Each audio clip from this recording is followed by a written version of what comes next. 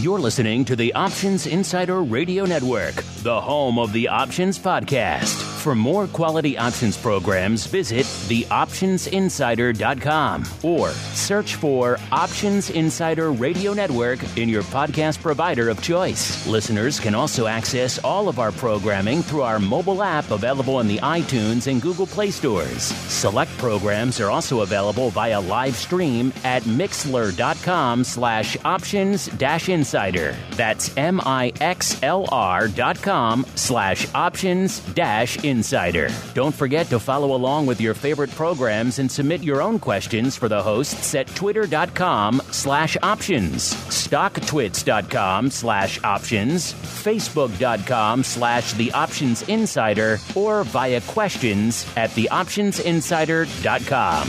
The Options Insider Radio Network is sponsored by Fidelity Investments. At Fidelity, you'll always get a great value for your options trades. And with powerful investing tools that provide clear next steps, plus independent research and a wide range of investment types, we can help you make better trading decisions. Learn more about options trading with Fidelity at fidelity.com/options. Options trading entails significant risk and is not appropriate for all investors. Certain complex option strategies carry additional risk. Before trading options, contact Fidelity Investments by calling 800-544-5115 to receive a copy of the characteristics and risks of standardized options. Fidelity Brokerage Services, LLC, member NYSE SIPC. And now, it's time for the show that breaks down the options market. From unusual activity alerts to market analysis, strategy overviews, listener questions, and much more. If it involves puts and calls, then our all-star panel will break it down. It's time to hit the option block with your host, Mark Longo from the Options Insider Media Group, and co-hosts Uncle Mike Tussaw from RCM Asset Management, Andrew the Rock Lobster Joe Vanazzi from OptionPit.com, and Mark the Greasy Meatball Sebastian from OptionPit.com. And now, get ready to hit the option block. All right, everybody. That music, yes, that music means it is time once again for the option block. It's good to be back in the Mecca of all things options, back here in scenic, sunny, warm Chicago, back from their southern studio. Hopefully all you can listen live again. Hopefully the Mixler issues have been worked out. And that means we're back. You can hear the music. You can hear all the other fun stuff. All my other cohorts here on the show can hear it all live the way they're used to. They like hearing the show in their ears live throughout the show. And now we can do all that. Of course, you guys can get at us all the usual places. Mixler, if it's up. Again, I don't know. They've been having issues of late. But if not, of course, on all of the leading platforms out there. Make sure you check out the new website. It's really become a lot more media-centric, a lot more media-focused. It should be even easier for you guys to find your favorite shows and stream them and listen to them and subscribe to them and share them and all that fun stuff on theoptionsinsider.com. So if you haven't been over there in a little bit, check it out. And, of course, however you listen, live after the fact, hit us up. Questions, comments, insights, pearls of wisdom. We do indeed enjoy hearing from you folks out there. And let's see, speaking of out there, let's see who's out there to join me on the old program today. You know, it's summertime. Everyone's traveling hither and yon. You never know who we're going to get when we spin the wheel. But, there are a few stalwarts, including this guy. He's become a stalwart here on the program in the last few months. Of course, talking about the last emperor, Mr. Constantine Vrondapulo, holding down the Fidelity hot seat over there. Mr. Last Emperor, welcome back to the program. We're making a habit of this, sir. Yes, we are. I'm very happy to be here with you, gentlemen, again. I want to say that Trey is back from vacation. Today was his first day. I saw him at the office when I walked in. I'm sorry, who's this Trey person you speak of? I haven't talked to him in ages. I saw him 2.5 weeks later and said, wow, it feels like it's been a lifetime. But he's back, so he'll be on Thursday, and I guess the rotation will start back. But I'm always pleased to be here. It's always great fun. And let's see who else we've got. Let's keep that wheel spinning. Let's see if he's back from his own vacation. Let's land on a little provincial hamlet outside of Chicago. You know it, you love it, St. Charles, Illinois, where we are joined by none other than Uncle Mike Tusaw from the appropriately named St. Charles Wealth Advisors. Uncle Mike, are you there? Are you back? Are you alive, sir? I am here. I am back. I'm alive. I'm excited. Life is good. I'm glad to hear. I'm glad to see that your vacation boosted your already usually optimistic spirits. So I'm glad to hear it. Hopefully the show can contain all of your enthusiasm. And last but not least, when you're talking unbridled enthusiasm, he's not my first choice. Let's toss to him anyway. He is the Rock Lobster, Mr. Andrew Giovinazzi from OptionPit.com by way of Carmen Line Capital. The man's been all over the place of late. He was on the West Coast. He's back here in Chicago, even when we weren't here. I think he's back in Maine now. Let's find out. Mr. Rock Lobster, how are you? Where are you beaming at us from today? And also give us an update on the clam poaching, sir. There's no clam poaching. I'm back in Maine. At least there's no clam poaching today. And I just want all the listeners out there, I want them all to know how much crap I actually get before the show starts. The umbrage, the chatter, the slings and arrows I have to endure. It's unbelievable. Mute him. Oh, wait. Somehow he's accidentally been muted horribly as we keep on rolling right on with the trading block. It's time to break down the latest topics, trades, and trends in the world of options. It's time for the Trading Block. It's good to be back in the big studio where we have cool things like mute buttons and all other fun things that we could use for your listening pleasure. Not at all for my enjoyment, listeners. Solely for your listening pleasure. You may not have a lot of pleasure if you're coming into the markets today like Uncle Mike. You're on the bullish tip. A little bit of a break. You can't be mad, though, listeners. You've had endless bullish run, new highs just about every time we're coming on to do the show here. So you're taking a little bit of a break today. Not the worst thing in the world. Most of the major indices off around 0.5% down, S&P at those levels. Tech-heavy NASDAQ once again leading the charge to the downside off. Not quite a full percent, but pretty close out there as well. Other products, gold, oil, kind of mixed on the day. Slightly up, slightly down. Not huge moves in either direction out there. Our old friend, Mr. VIX Cash, also roaring back to life today after taking a little bit of a break for the truncated holiday trading week out there. Looking pretty good. Let me just look really quickly, Mr. Rock Lobster, before you start taking all of your various umbrage. Let me see exactly where I was on our last. Of course, you know what? It doesn't really count because we didn't have a show on Friday. So it's kind of hard to prognosticate. Let me just go here really quickly to Vol Views and see where I was on the last episode here. I was at a 1475, so not too bad. We're at about a 1435 right now, so at about a half a handle off. We'll adjudicate all of that on this week's Vol Views, listeners. In case you're wondering, Mr. Meatball, 1395, so he's far off. far away. All right, let's see what else is going on in the broad indexes today.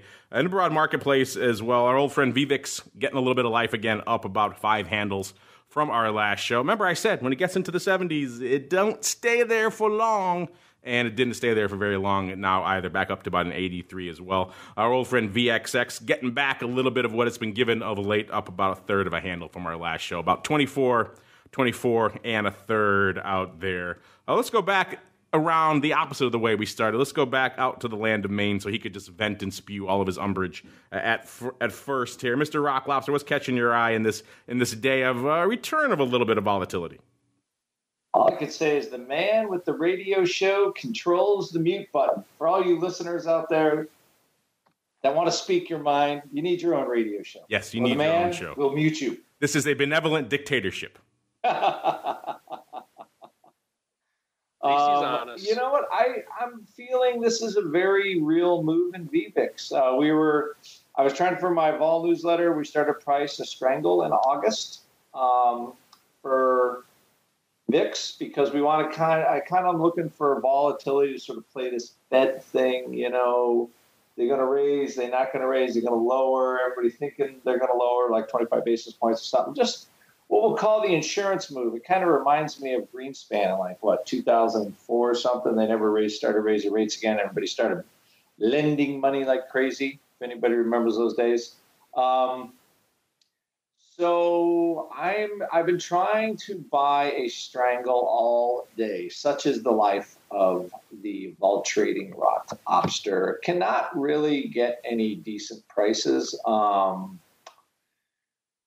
because VVIX is going up. The liquidity provider is in no mood to sell the vol like they wanted to sell on Friday and even Wednesday of last week, because you had that kind of like quasi 4-day holiday. You had the half day Wednesday, full day off Thursday, sleepy town on Friday, and then you had the weekend. So there's a lot of vol compression going into that basically almost a 5-day weekend, really. And I think VIX is marking up on that. The real tell would have been if it backed off today. If the liquidity provider started, actually now really started pressing vol. So right now, that's where we are. We have, I would say, a bit of a bid for vol. SPX is down 0.5%. The unemployment news was pretty good. Non-farm payrolls was pretty good. If you want people working, I think it was a good number. The thing with Deutsche Bank pulling out of basically banking, they have problems. And if you recall a few years ago, remember where there was the scuttle about Deutsche Bank? The scuttle about Deutsche Bank, kind of going under. They were going to go. They were worried about them going under, right? So I guess in light of that, this seems a little bit better. There must be something if they're trying to restructure this huge, this big. I was going to say big play, but this big of a restructuring. The German government has money. They're not going to let that bank fail, as far as I can tell. But, if you're a bank in Europe, you're having trouble. They did not restructure as fast as U.S. banks did, and they're suffering. I mean, U.S. banking is the strongest it's ever been. They're even trying to privatize Fannie and Freddie before, and try to get that off the government's books. Try it again anyway, see if it works. But anyway, I see this bid for vol. I would call like a tepid bid. We got down to like the 12 handle. So that's why I start looking at, like that August 16 put in VIX looks pretty good as a potential short or, buy that put to be short vol. Again, these opinions are my own. And like some kind of upside hedge. But, the 12 handle middle of July is a reality for very possible for VIX. So I think this is a good sort of setup for the other way, but you do want some blow protection. If you do get like that rock going down the hill, okay, so Deutsche Bank could be the rock rolling a little bit, then everybody starts getting a little more nervous about the rate cut because we have built almost all-time highs on it, which I'm sure Mike will talk about in a few seconds. He was on vacation during that, so it must have hurt him a little bit just not being able to say his line. So I would say vol is wait-and-see mode, and it is the July is bid from the dead basement. But even the August VIX, that's 6 weeks out. On the live vol, it's just like 74.5, which is still pretty low.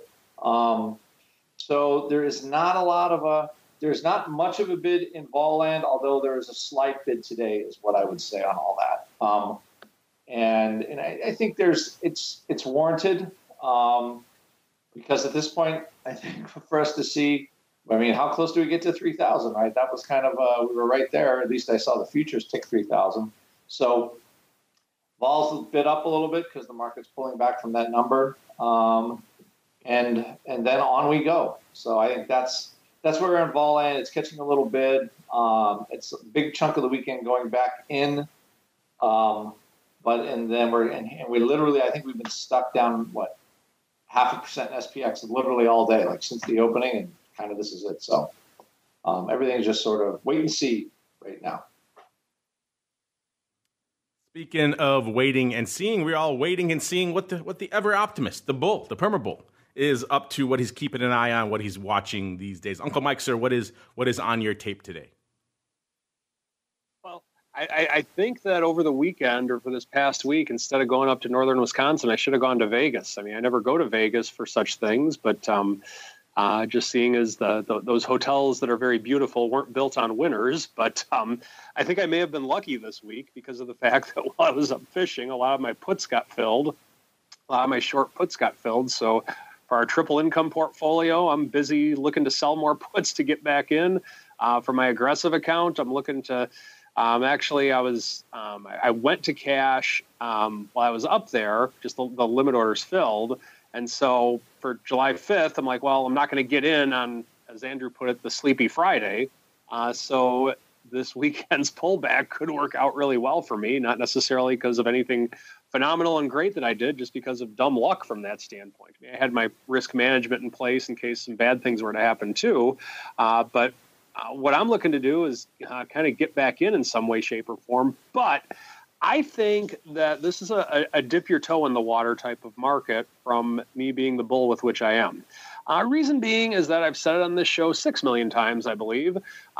Risk management needs to come before market sentiment. And with my market sentiment being the perma bull that I am, I've never seen a pullback I didn't like. I'm one of those types of guys. I still think that the fact that I've had a good year this year, like most bulls have, nothing special about that, I think that it's very much a wise time to be protective in where you're going. Now, we don't have the single-digit VIX that we had a couple years ago, so the simplicity that we had a couple years ago in terms of, well, markets at all-time highs, really don't want to get out of this, but I want to protect myself. Well, just buy an out-of-the-money call. What the heck? What's the worst you can lose? What, 80 cents? We don't have that luxury right now because the VIX is a little bit higher, vol is a little bit higher. So I think you need to be a little bit more selective in terms of where you're getting in, what strategies you're using, how you're having exposure to the market, that type of thing. So I think that's where we are. This is a bad news is good news. Good news might be bad news type of market. Another thing that I reference on this show very frequently is the Princess Bride scene, to where they have the battle of wits saying, oh, well, you thought it was in this. You thought this was the poison. Oh, no, this was the poison. Oh, no, that was the poison. And so that's kind of what this market feels like. We're in that type of market right now. Well, if they lower rates, then that's going to be what the market expects, and then things will go up. We'll have more opportunity to lend money, and things will be better. But then, wait, isn't that a sign of a weakening economy? Well, wait, I thought that's what you wanted us to think. Well, maybe they'll think that. Maybe they won't think that. So it's very much a Princess Bride type of market right now. Combine that with the 3,000 barrier that the S&P has going on it. We're going to need to get through 3,000 before. I think that's very much a psychological barrier as well. But the other side of that is that once we get through it, we've already had quite the magnet market around the 2,900 level, meaning the market just kind of sticks to that for a while. 3,000, if that barrier is broken, it could be off to the races again. So I think this is a very uncertain type of market, but the fact that we have had on the year, we're close to 20% up on the year for the S&P, not quite, but close to it.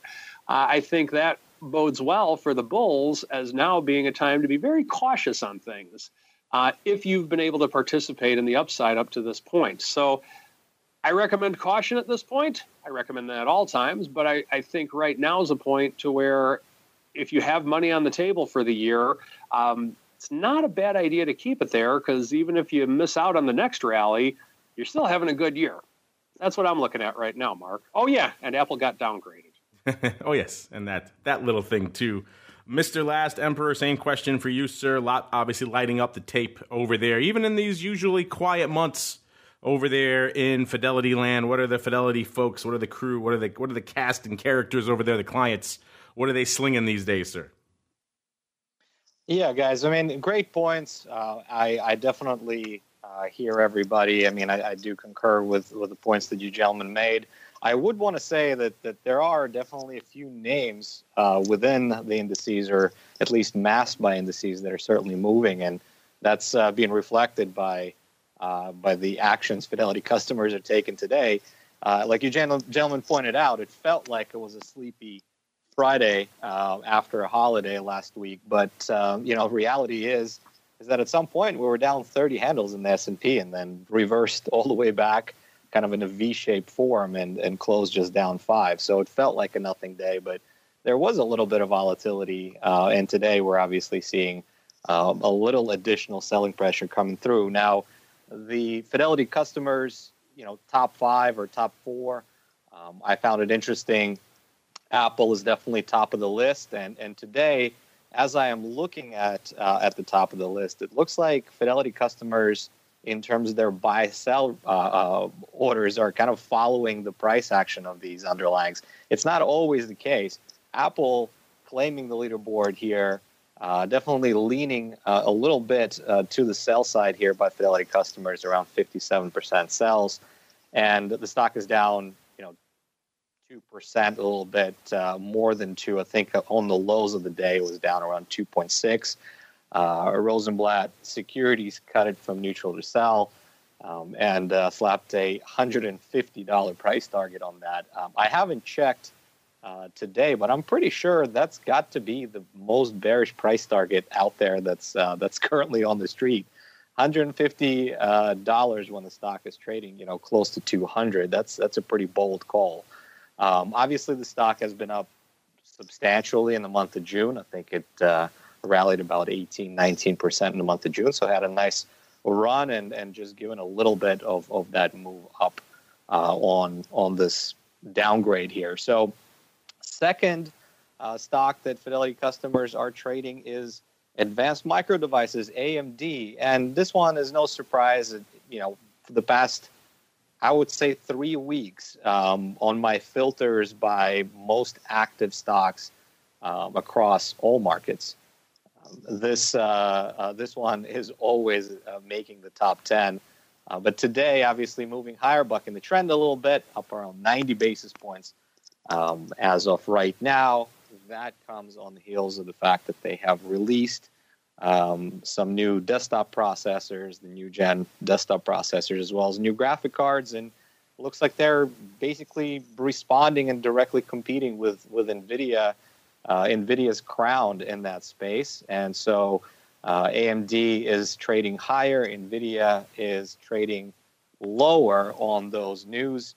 Looks like the tech community is liking what they saw, at least from the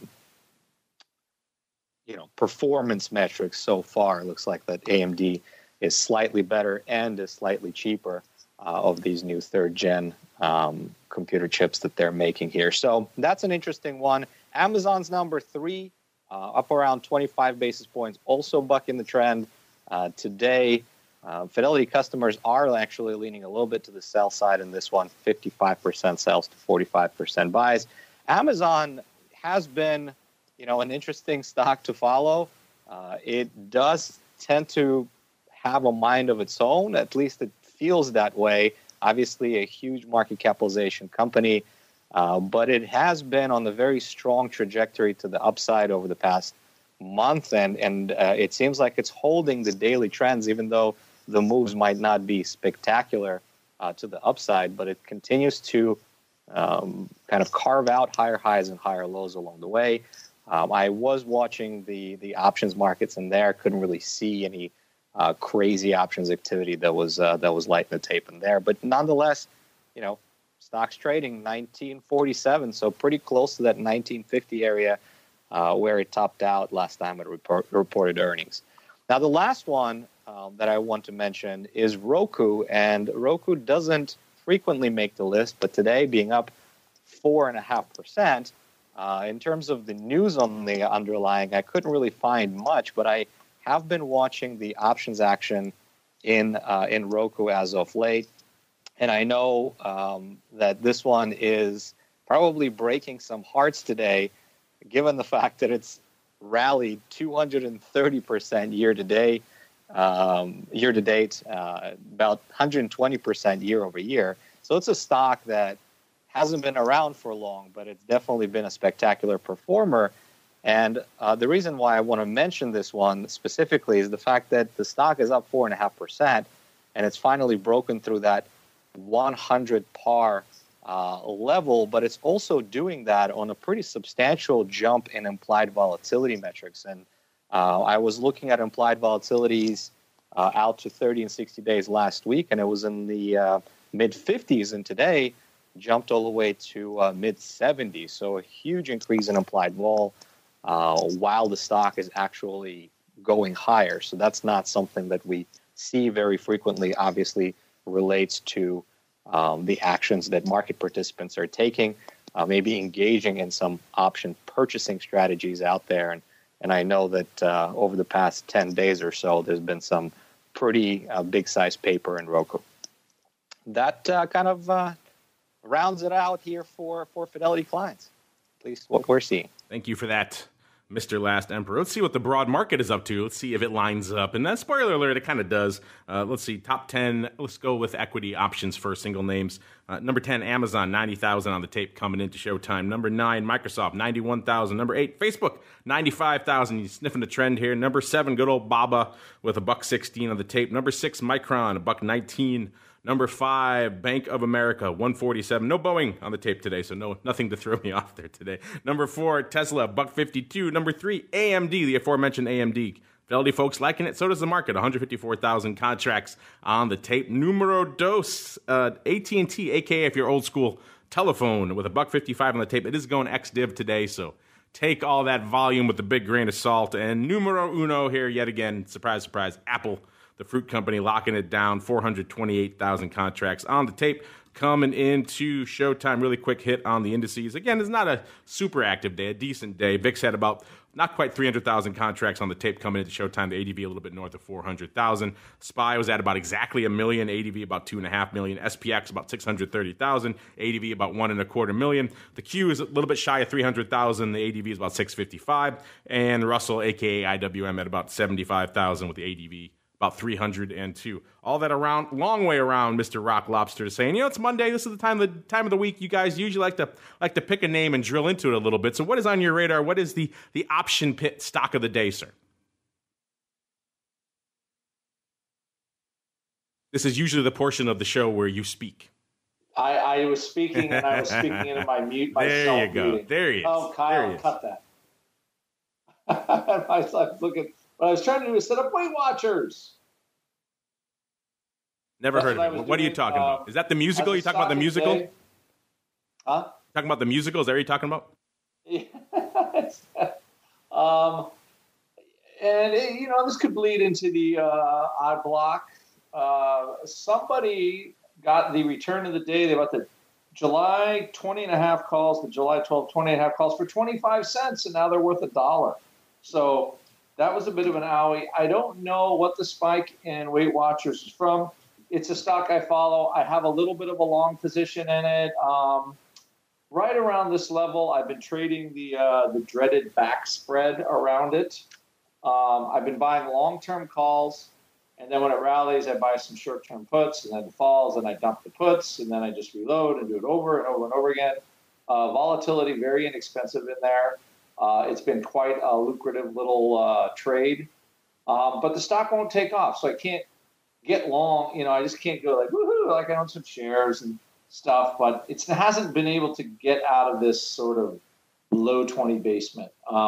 It was a $100 stock a year and a half ago or something. So I just figured, this is a way to get long Oprah. Get long Oprah. Buy Weight Watchers. And judging from walking around, I think Weight Watchers has a business for the foreseeable future in the United States. So, it's not. That business is not going away. And is that a commentary on our lifestyles here in the U.S., sir? Yeah, it's the unhealthy lifestyle in the U.S. And it's one of those where they're trying to right the ship. They were making money hand over fist, and they had they grew too fast or whatever, and expenses got too big. Whatever the reasons are, I don't know. But the stock went from 100 to I think $17.5, 18.5 a week ago actually. So right now I'm on the just long call side. I've taken enough money out of the put side where I could just I could ride it for quite a ways now, probably like to the 15 level, and not really care too much. So, but I'm going to, I'll buy some junk puts again against my calls, and I'm looking at this rally to do that. Probably the 20s. My guess is like the August high. I think the August 20s, what are they right now? They're like $1. They're like $1.30. So I go buy the August 20s for $1.45, buy a couple of those, and then go back and do the reload. And if it moonshots, I have a trade, but there was some unusual activity in it. It's got this like crazy pop today on, I can't really find the news. So, it's one of those, it might be worth watching. Will it go up? I don't know. I think the volatility to trade the options is relatively inexpensive. So if you like, that kind of idea of, I'm long, longer term calls. And then I just trade puts around them. Basically, it rallies. I buy a couple of cheap out of the money puts with about a 30-day duration and just wait, because normally it kind of pulls back. So it's got really weird. It has not had really any momentum. It's real choppy. So until it picks away, going up or down, I don't know. But that's what I'm doing. And I think it's an interesting strategy, especially if you like stocks that have the potential to move. So this is I would just say it's a strategy for stocks that were once kind of high flyers. They pull back, the vol gets low. You want to buy like long-term calls, but you don't want to risk everything in a long-term call. So I found it better to trade just a put against a call. And then if the stock does pull back, you'd be surprised how quickly a put could end up paying for those long-term calls really quickly. I mean, remember, your duration is, I own January calls, so my duration is I only need a round trip or two, and I have my calls for free, and I can ride them. So it's worked out so far. We've had 2 trips, one down in like the low 17s, one down in the low 18s in the last 6 weeks. So it's worked fine. And, in a market like this that's getting awfully toppy, it is a leveraged way to try to make some money on the upside from some of these, let's just say, fallen stars, fallen angels from the momentum world. Just going to say the fallen angels. You remember those hot and heady days of a few years ago when they announced Oprah was on board, was part of the team? And oh man, how that thing it like tripled, didn't it? It just took off. I was like, oh my God, the O. How can you go wrong with the O on your team, right? And then apparently they did. I think it was that musical. I think the musical killed you. You think I'm joking, listeners? Weight Watchers, the musical, was a real thing. Go look it up. I think the short interest, there was huge short interest in Weight Watchers, like it was going to zero.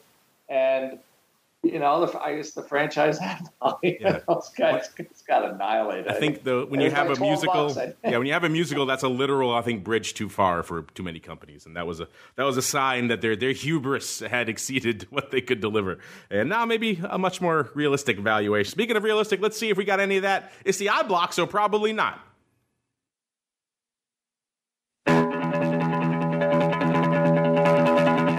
It's time to break down the most interesting, unusual, and downright questionable options activity that's been identified by theoptionsinsider.com.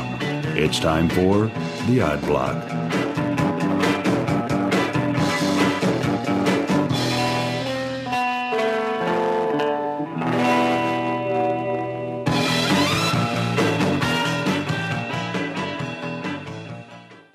Everybody, welcome to the Odd Block, the portion of the show where we get weird, we get wild, we get a little whimsical. It doesn't get more whimsical than CROX, aka the plastic footwear that have taken the world by storm. CROX will always hold a special place in my heart, dear listeners, because way back in the early primordial ooze days of the option side, before there really was a network, there was kind of just one show, and there was the website. So beginning of 2007, let's say Q1 2007. The site was brand new. We were kind of just getting started, getting the ball rolling. We were watching traffic, 50 people here, 100 people there. I was like, oh, wow, that's good traffic. I remember the first day we blew through what at the time was the amazing number to me of over 1,000 people on the site in a given day. I think it was like 1,500, and that was because we posted an article of unusual activity in CROX options. I remember thinking, oh, my God, that's so many people. How could we ever get that many again? How times have changed. But still, interesting to look back into the looking glass. And we owe it all to CROX. So let's talk about CROX today. Not a big fan of the footwear, but the company I have fond memories of. CROX today, of course, ticker symbol CROX, trading a little bit shy of 20.94, up about 60 cents or about 3%. This is the name that's kind of been on a journey over the past year. A year ago, it was trading about $4 lower than where it is right now, about $16.75. And then it rallied all the way up to a high of about 31, almost 32 back in January. And then it kind of vacillated back down to about 25, then back up to looks like about almost 30 in May. And now it's sold off again pretty hard. Got down to about 17 3/4, so that was in June. So it has bounced in the last few weeks, looks like about 3 handles. So it's not quite at the 52-week low, which is at 16.25, but it's pretty darn close. So we're near the lower end of the range. Let's see. I'm going to guess probably maybe some call low. Let's see what we got here. Oh, yeah, this is exactly what we got here. We got the AUG 20s lighting it up 5,000 times. One of the larger individual equity options trade going up on a relatively quiet day, listeners. For $2, these were $1.80 at $2. So this is opening. AUG call up. There are earnings in this. This is an earnings play. Earnings are on the 7th of August. So opening earnings call of $2, Mr. Rock Lobster. I guess, it seems rich, but when you see these are pretty much $1 in the money, it isn't that rich. So a lot to unpack here, Mr. Rock Lobster. The near-term duration of it, the fact that it's an earnings play, the fact that they opted to go in the money. A lot of things that make you scratch your head. What are your thoughts, A, on CROX, and B, on the trade, sir? So I look at a trade like this, and a lot of these bigger blocks have stock against them, which, not all of them, but a lot of them are kind of delta neutral flavor, which, makes things a little bit more interesting. But here, no matter what, somebody you buy something that close to the money, you want that near the moneyness. You want the option to explode. You don't want it to necessarily melt away too fast. So somebody is looking for a move. If it's a straight up buy with no stock, obviously they want to move up. But they're looking for, I would say, a higher move over the straddle. That's the, when I see that, that's what I'm thinking. I'm thinking, okay, somebody wants a straddle, something around that 20 handle. And they're looking for a move in a stock that's kind of sleepy, actually, to be honest, I have to say. As exciting as their footwear may be, the stock hasn't been. Summertime, everybody's got to buy some CROX. That's true. This is probably their big season, I would think. So maybe there's something to that there. So, earnings juice, a little bit of earnings juice here, a little bit of earnings juice love here on CROX. You like CROX? You're not a fan of CROX? Are you a fan of the name? You a fan of this trade? Let us know. We got to keep rolling, listeners. We've been gassing on. Otherwise, we'd spend more time on CROX. Let's keep on rolling to CHWY. I know this is a hot name. You guys at Fidelity have mentioned it a bunch of times. Your clients over there at Fidelity like this name. This is, of course, the online pet retailer or pet food retailer. I don't think they sell pets online. That'd be kind of cool, though. Let's see. Over the past, how has this thing been faring? It's a fairly recent addition here to the game. Let's see. Back in June, I believe, $35 is pretty much where it came online, and we're at pretty much close to that right now, 34, 37. So it's been a whole lot of nothing, up to 41 1/3, down to 30 3/4 though. So in the interim, it's had quite some wild swings. Right now, though, it's pretty much back to unched here on the old stock side. Let's see what the options are telling us.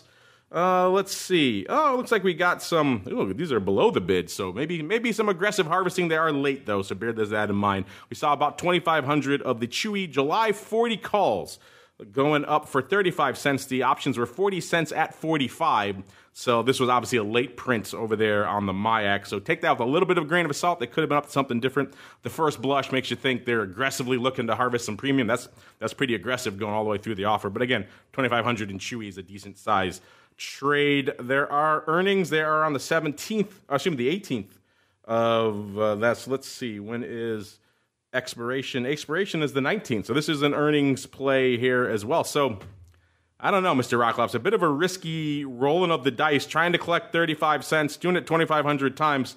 But you got an earnings cycle in there, which means you're not going to get a lot of that juice until pretty much the last day. That's a rough way to write some premium. Wouldn't you agree? Yeah, I'm looking.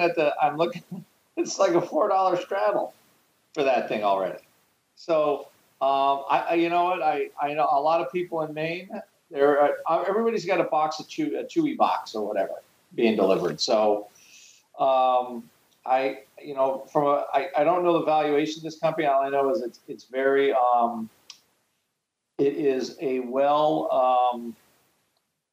it seems like a well-bought company. Like, people like it because they like the products and all that kind of stuff. So it's just from a valuation point of view, I don't know, it's probably a little bit pricey, but why somebody, I guess, I can only think of somebody that's owned some CHWY after the IPO wants to write some calls against it.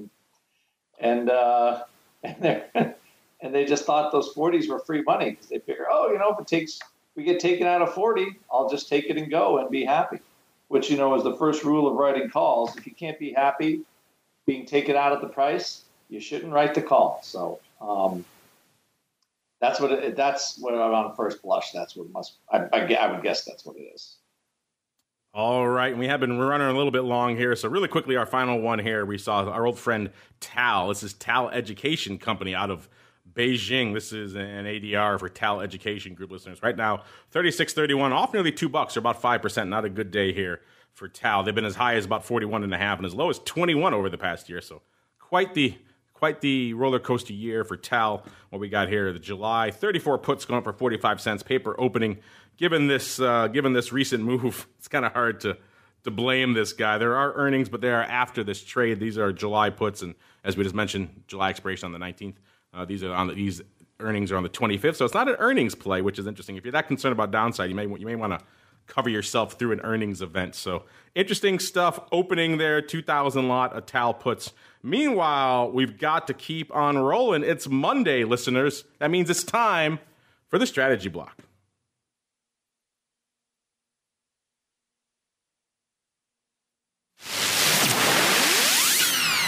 It's time to dispense options, wit, wisdom, and education. It's time for the Strategy Block.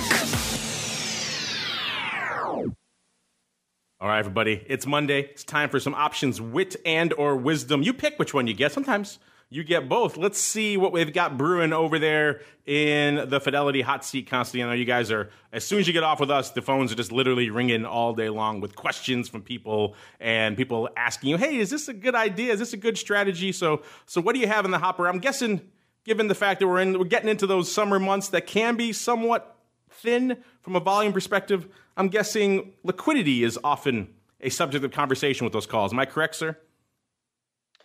It certainly is. And it's definitely something that everyone should be paying attention to. It probably should be one of the first things that you're looking at before you're kind of going into this strategy selection mode of how you want to position long, short, directionally or volatility wise. So I wanted to come on and talk about a few rules that I have ironed out for myself over the years. These are obviously kind of rules of thumb. There isn't, a book written on it with specific guidelines or brackets. I mean, at the end of the day, listen, if you want to trade something and it has terrible liquidity, it doesn't mean that there's no trade. If you are directionally correct, you're probably still going to get paid. If you are making the right choice and your outlook just plays out the way you were expecting to, you're probably not going to get hurt by liquidity. But where it does usually bite is when you're trying to adjust or you're trying to actually close out of the trade because maybe the underlying is doing something you weren't necessarily expecting. So the rules that I want to start with, number one, is everyone should be familiar with how options price. So Chicago Boards of Options Exchange actually has and is running a hybrid penny pilot program. And what that means is if an underlying is participating in the penny pilot program with CBOE, on my last check, there was around 400 underlyings or a little bit shy of that participate in that program, would mean that anything sub $3 premium would trade in pennies. So you're able to place a trade in penny increments. Everything above $3 to $5, you would be trading in nickels, and then 5 and up would be in dimes. Now, there are a couple of underlying ETFs that trade in pennies across the board, and those examples would be obviously SPY, IWM, and the Qs. And, I would say that with those three ETFs, you probably don't have to worry about options liquidity unless there is extremely fast markets and, block limit down futures in the morning, like on August 24th of 2015. Generally speaking, those three ETFs are going to have good liquidity. If an underlying, in my experience, is participating in the penny pilot program, it most likely has a decent amount of market participants in there. And obviously, you having the ability to trade in between not in nickels, but in pennies really does help. Second thing is, I would say if you're looking at it underlying and it's participating in the expanded weeklies, which means that at any given time, you're going to see 5 weekly expirations on the board, besides, of course, your monthlies and quarterlies. So obviously, the more expirations available, that's kind of a hint, or it's telling you that there are people probably looking to trade this stuff with shorter time horizons, and that just boosts the liquidity in the underlying. I would also like to say that if there was a rule, and the rule of thumb that I have for myself, what does it mean?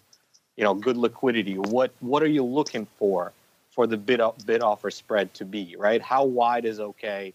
How in terms of how tight? Obviously, if the spread is a penny, like in a lot of strikes in closer expirations in SPY, for example, you just can't get better than that, right? But how wide is okay? And the rule that I've been going with myself is the 0.1% rule. So what that means is, kind of quick math, whether you're using a calculator or you're just looking at the option chain, if an underlying is trading at $50, right, you would be looking for bid offer spread to be 5 cents or less, and that's pretty good, baseline for good liquidity. If it starts to get outside of that window, you probably have to start bargaining a lot more with the market maker to get the order off. And just remember that liquidity plays a huge role for those of you who are focusing on option selling strategies. So if you are, whether it's just selling, puts, calls naked, or you're spreading them, understand that, you're basically taking the asset, right, as the time value, and that's what you're trying to benefit from. And if you're, giving up a whole lot of that time value by just getting an execution of a terrible bid offer spread, you're not doing yourself any favors, right? So keep that in mind. If you're having a tough time getting into a trade because you're trying to throw in a limit order and you're sitting there and you're having to, move it around the midpoint price to get that order to execute, understand that if the strategy goes against you, if the underlying does the opposite of what you're expecting, you're going to have most likely even a tougher time getting out of that trade. So that should be top of mind for anyone who is trading options, and those are rules of thumb. Now, since Mr. Rock Lobster mentioned the Weight Watchers, I just want to go back a little bit in the history, and I remember the time when the underlying was trading at like $11-12, and then it went all the way up to 100, in par. And I wanted to go back and look at those implied volatility values. Unfortunately, however, Weight Watchers changed their symbol, right? It used to be WTW, and now it's WW. So there's not really historical, implied volatility metric that I could check. But I remember it being, in the high hundreds. And now, it's trading in the 70s. Now, the reason why I want to mention WW is it's one of those stocks that has expanded weeklies and does have decent open interest, has, some volume that's going through, but it's not participating in the penny pilot program, right? So question goes back to Mr. Rock Lobster. How are spreads in there? Are you able to get anything off pretty close to the midpoint price, pretty close to that, kind of theoretical value? Like an example of that, if I'm looking at August options, it looks like, the closer we are to expirations, the better the spreads are. So if I'm looking at, let's say, the 20 strikes out in August, and I'm looking at those calls, they're trading 260 bid, 270 offer. It's 10 cents spread. And obviously we would prefer on a $20 underlying to have about a 2 penny wide market. But in this case, right, it cannot trade for less than 5 cents. So the midpoint price is 265. Mr. Rock Lobster, have you been able to get your orders off at the midpoint in WW? Sometimes. I would say it was, at best, it's mid-tier liquidity. It is, if Apple is number one, I'm going to say this is like a 5. So sometimes you can if you kind of lean things the right way, but for the most part, so right now, I'm going to put in a 145 bid for the 20 puts in August and see if I can buy them. But I know it'll take me a while. I would need like a 30-cent uptick to get filled. So it's just short answer is it's mid-tier liquidity. It's not great. That's why mostly all I do is I just post bids and wait for them to get hit because of the style that I have. There's no like three-legged trades or anything like that. Since we're on that, Mr. Lobster, really quickly, because I want people have been struggling all week to listen live to us. So I want to reward the people who've been fighting against the Mixler system to actually listen to the show. We got a question here from Jack Jones with a funky spelling. I believe he's referring to your trade, Mr. Lobster. He wants to know how far are easy for me to say. How far out are those calls? So all that trade was in August, right? The calls are, again, educational purposes only. They're the Jan quarters, Jan 2020. Okay. And those are the ones with the decent CHWY in them. They're like $2.50. They probably filled $2.40 today. And then I generally trade with like the 20 strike and the put against it. And that usually is at least a 30-day duration on the put. You kind of just do it sort of back and forth, rinse, repeat. Got to have some patience. And usually anytime the put is anywhere near worth the call, I sell it. It's not really complicated. And I wait to do it all over again. This guy's clearly got some patience because he's been putting up with all the Mixler live stream issues. So thank you to all of you out there who have been putting up with it. And let's put up with a little bit of Uncle Mike. Uncle Mike, sir, I know liquidity is a big issue for you when you're out there trading. That's why you like to lean on names like SPY, and you don't get into too many pink sheet little names very often. What are your thoughts on this broad topic of liquidity and how it impacts your strategy and indeed your strike selection, sir? Well, I think that along with liquidity, risk management and liquidity are kind of intertwined with me. So, for example, when I was just trading my own account, I really didn't have, I did trade SPY, but I really didn't, if I wanted to do like a 5-lot on IBM or maybe even a stock that really wasn't that liquid, it really wasn't that big of a deal because I could sit there, I could watch it, maybe work the midpoint a little bit, and it wasn't a big deal from that standpoint. And then when I was looking to get out of it, I'd eat maybe $20 or $30. Like, if they would have given me the midpoint, I could have done better there. But it wasn't too huge of a deal from that standpoint. But when I started trading other people's money, which, by the way, just celebrated my 10th year anniversary as an independent financial advisor a couple days ago, happy anniversary to me. But when I started doing that, when I'm all of a sudden I'm getting some clients, I'm trading 50 lots, then 100 lots, and then now into the thousands. And so when doing that, you can't have that problem in that instead of something being like $20 or $30, it's going to add up over time. So what I very quickly evolved to was the ability to really try and become more of an index guy. And hence what you guys hear me talking about on the show a lot is SPY. I'd say probably 90% of what I do or my time during the day is I'm looking at a screen of SPY. I'm looking at a screen of SPY right now, as a matter of fact. So in that issue, we haven't talked about in a while the BBI, the bathroom break index, and that I don't even go to the bathroom. I'm that close to my computer, and there is some truth to that from the standpoint that I make it a rule. I can't say I always follow it, but I follow it a very, very, very vast majority of the time. I don't leave my computer without my risk management in place. So, for example, when I was up fishing in Wisconsin, yes, I had access to internet up there, but if the markets were to go against me, I had a contingent order on SPY, meaning if SPY would go down far enough, I would just trigger a market order on a spread that I was in. And so it was a market order, but I'm fine with it because at worst, I'm going to get gypped a penny. And if it's going to go down as fast and far as where I had to set that market order at, or where I set that timing at, I'd have put in a market order anyway. So with that, I think it's very important that you trade things that are liquid. Now, let's say that you really like XYZ stock and you want to sell a covered call on it. That's fine. Get the price you want getting in, but that would be one time, and I still do this on occasion now, to where I'll just hold the covered call for better or for worse till the end and let it expire worthless. I'm holding it. I'm fine holding it. Normally, I like to get out when I've captured 80% of the potential profit of a short option. But in situations like that, if I'm going to just get reamed on the bid-ask spread, I'll just let it expire worthless at that point because I want to be in on it anyway. And if all of a sudden I'm looking at a bid ask of 5 cents by 80 cents, and I still want to be in the stock and still want to trade on this, that's a time that I would actually do that. I can't do that with a majority of my clients because just the numbers aren't there. But if I do have someone that maybe said, hey, let's do a 5 lot of this or a 10 lot of this and just see where it goes, I'll do that occasion. But the risk management in that case is a smaller amount of contracts. So risk management and liquidity go hand in hand, in my opinion. And the option block goes hand in hand with our final segment, which is Around the Block.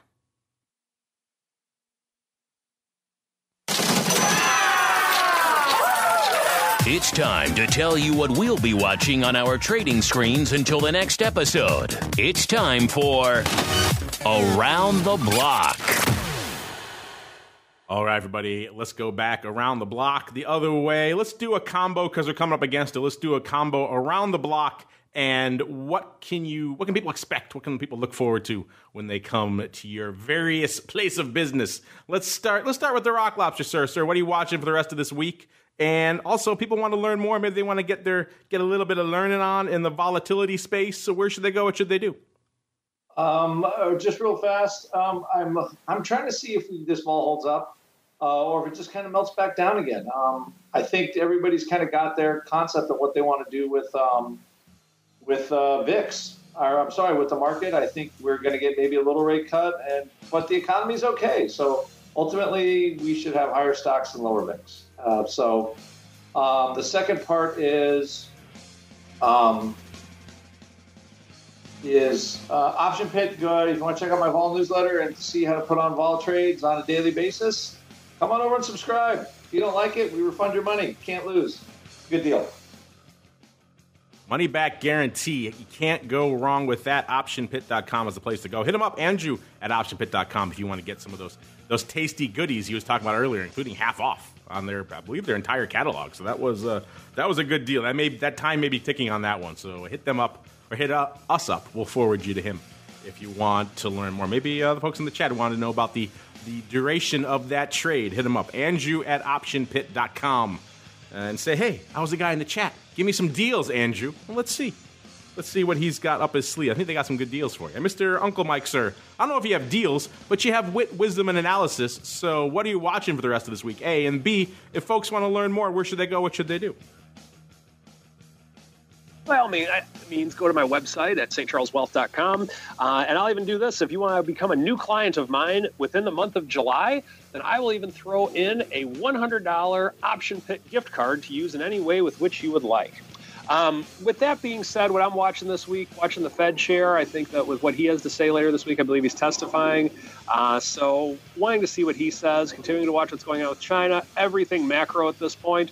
Combine that with the 3,000 barrier that we have on the SPX, and that is what my eyes will be fixated upon.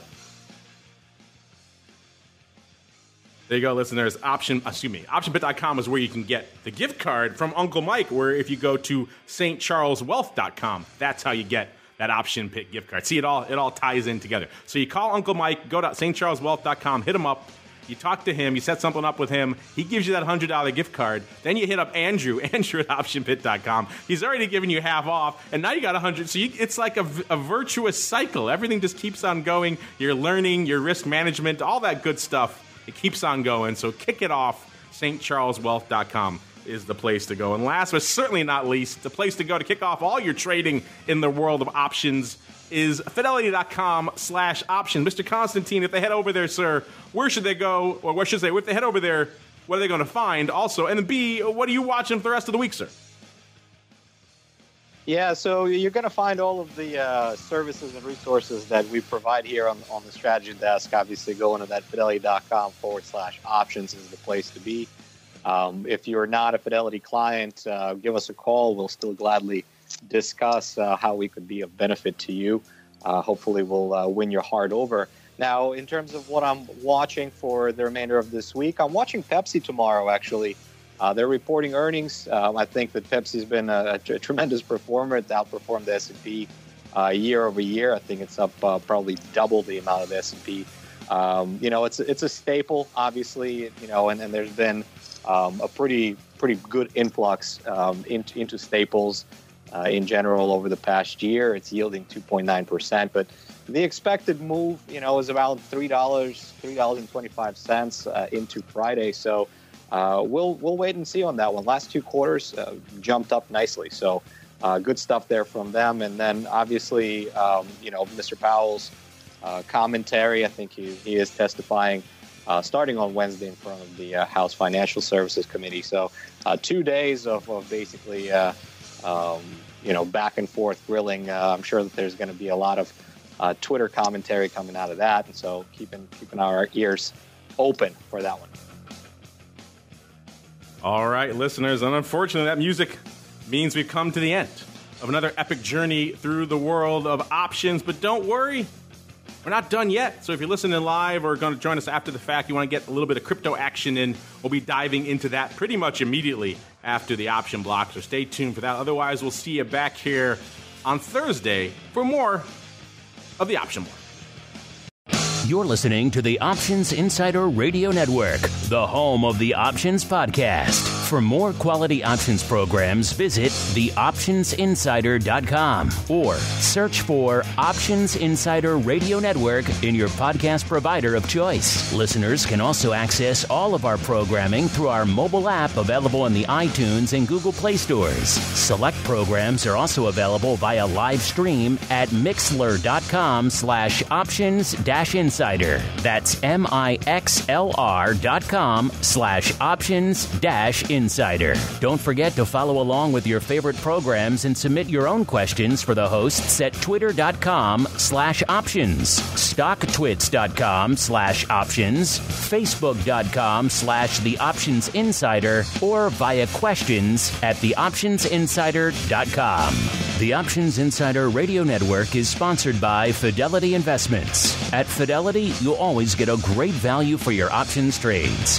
And with powerful investing tools that provide clear next steps, plus independent research and a wide range of investment types, we can help you make better trading decisions. Learn more about options trading with Fidelity at fidelity.com/options. Options trading entails significant risk and is not appropriate for all investors. Certain complex option strategies carry additional risk. Before trading options, contact Fidelity Investments by calling 800-544-5115 to receive a copy of the characteristics and risks of standardized options. Fidelity Brokerage Services, LLC, member NYSE SIPC.